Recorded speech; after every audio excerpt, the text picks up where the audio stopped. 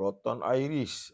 Kali ni saya jalan-jalan nak tengok kereta Iris dekat kita punya stock yard lah. Kalau anda kata peminat Iris ini, yang ni kita boleh tengok pada bulan April untuk offer Proton Iris. So depan saya ni ada Iris Active ataupun Premium, tapi kita panggil Iris Active.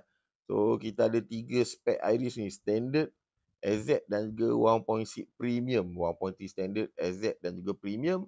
Kali ni serba sikit kita cerita about Iris.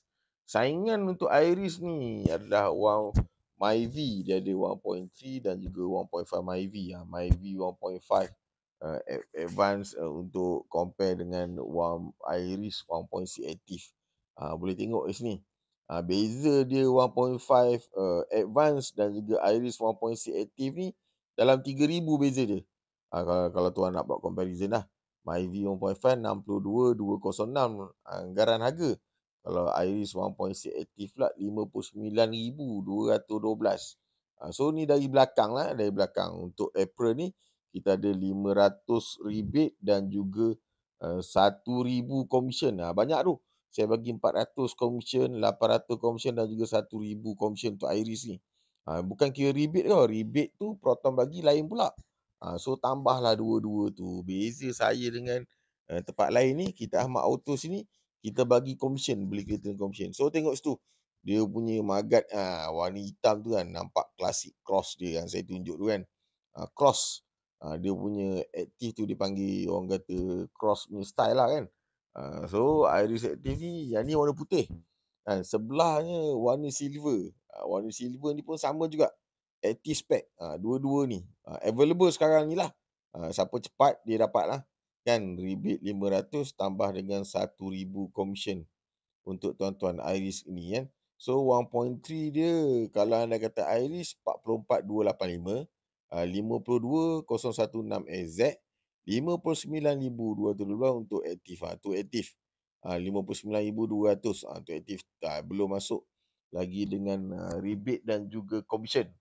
Kan, kalau anda kata SZ 543, 10% 603 untuk full loan. Kalau Active ni 618 untuk 10%, 686 untuk kereta full loan. Kan, nak full loan boleh pada mereka yang layak. Ni dari dalam dengan leather seat, ada line merah. Nampak gagaran dia. 110 horsepower ni, 40 liter fuel tank. So apa ni, and then dia punya auto headlamp lagi dengan push start button, touch screen, leather seat, ada spoiler dengan je reverse camera. Itu antara spek je lah. Kalau tuan berminat boleh follow kita. Jangan lupa like, komen dengan share.